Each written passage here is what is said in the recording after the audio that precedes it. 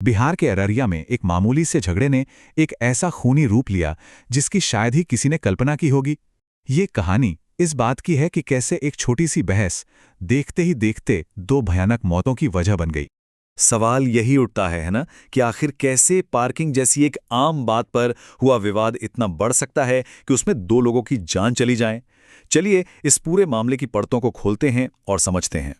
एक नहीं बल्कि दो जाने। इस एक ही वारदात में दो लोगों की मौत हुई और इस दोहरे हत्याकांड ने पूरे इलाके को सचमुच सदमे में डाल दिया है। तो ये पूरी त्रासदी हुई बिहार के अररिया जिले के फारबिसगंज में, जहां दिन दहाड़े हुई इस घटना ने हर किसी को झकझोर कर रख दिया। इस पूरी कहानी के केंद्र में दो लोग थे। एक तरफ थे पिकअप ड्राइवर नबी हुसैन और दूसरी तरफ थे रवि चौहान, जो सत्तू बेचा करते थे। इन दोनों के बीच ही वो विवाद था जो उस दिन अपने खूनी अंजाम तक पहुंच गया। और हां, ये कोई अचानक हुई लड़ाई नहीं थी। पता चला है कि दोनों के बीच पार्किंग को लेकर यह विवाद काफी समय से चल रहा था। मतलब एक चिंगारी थी जो धीरे धीरे सुलग रही थी और बस भड़कने का इंतजार कर रही थी। और फिर गुरुवार की सुबह वो सुलगती हुई चिंगारी आखिरकार एक जानलेवा आग में बदल ही गई। चलिए देखते हैं कि कैसे ये विवाद एक क्रूर हत्या तक जा पहुंचा। हुआ ये कि उस सुबह मार्केटिंग यार्ड गेट नंबर 2 के पास दोनों की बहस बहुत ज्यादा बढ़ गई और सबके देखते देखते रवि ने चाकू निकाला और नबी पर ताबड़तोड़ हमला कर दिया। हमला इतना भयानक था कि नबी हुसैन खून से लथपथ वहीं गिर पड़े और उनकी मौके पर ही मौत हो गई। लेकिन सबसे चौंकाने वाली बात तो ये थी कि हत्या करने के बाद भी रवि करीब 5 मिनट तक हाथ में चाकू लिए वहीं खड़ा रहा। पर कहानी यहीं खत्म नहीं हुई। असल में यहीं से कहानी ने एक और भी ज्यादा भयानक मोड़ लिया। घटनास्थल पर जो भीड़ मौजूद थी, उसका डर अब एक भयानक गुस्से में बदलने वाला था।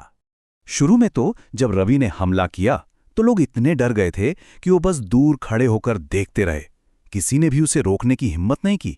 सड़क पर एक लाश पड़ी थी और चारों तरफ एक अजीब सा खौफनाक सन्नाटा था।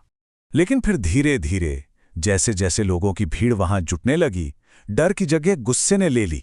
जो लोग अब तक चुपचाप देख रहे थे, उनका गुस्सा भड़क गया और देखते ही देखते वो लोग एक ऐसी गुस्साई भीड़ में बदल गए जो इंसाफ नहीं बल्कि बदला चाहती थी। इसके बाद जो हुआ वो इस त्रासदी का दूसरा और उतना ही भयानक अध्याय था।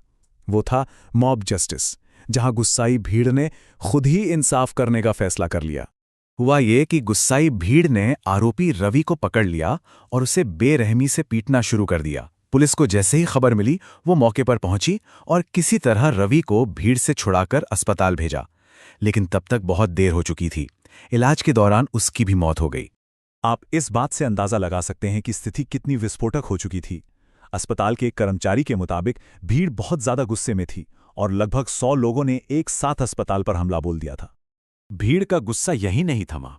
उन्होंने अस्पताल में भी जमकर तोड़फोड़ की, जिससे वहां मौजूद दूसरे मरीजों और स्टाफ के बीच दहशत फैल गई। अब जाहिर है, इतनी बड़ी घटना के बाद राजनीति भी शुरू हो गई। इस हत्याकांड को लेकर राज्य की कानून व्यवस्था पर गंभीर सवाल उठाए जाने लगे। एक राजनीतिक आलोचक ने इस पर काफी तीखी टिप्पणी की। उन्होंने कहा कि अररिया में हुई इस निर्मम हत्या ने चौपट राज की पूरी पोल खोल कर रख दी है। उन्होंने सीधे तौर पर सरकार से सवाल किया कि प्रशासन कहाँ है? कहाँ है लॉ एंड ऑर्डर? ये दिखाता है कि कैसे इस घटना को प्रशासन की नाकामी के तौर पर भी देखा जा रहा है।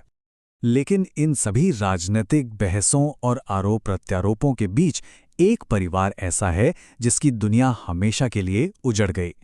चलिए अब उस मानवीय कीमत पर ध्यान देते हैं जो नबी हुसैन के परिवार को चुकानी पड़ रही है। एक स्थानीय व्यक्ति ने परिवार के दर्द को बयां करते हुए कहा कि नबी हुसैन के 2 बच्चे देख नहीं सकते। अब जब घर का कमाने वाला ही नहीं रहा तो उनका भविष्य कौन संभालेगा? ये एक बहुत बड़ा सवाल है। नबी हुसैन का परिवार इस वक्त पूरी तरह से सदमे में है और उनका भविष्य बिल्कुल अनिश्चित है। फिलहाल वो अपने समुदाय और आस पड़ोस के लोगों के सहारे पर ही निर्भर हैं। ये पूरी घटना हमें एक बहुत गहरे सवाल पर सोचने के लिए मजबूर करती है। जब गुस्सा और बदले की भावना इतनी ज्यादा हावी हो जाए, तो क्या भीड़ का इंसाफ ही असली न्याय है, या फिर सच्चे न्याय का रास्ता हमेशा कानून और संयम से होकर ही गुजरता है? इस पर सोचना वाकई बहुत जरूरी है।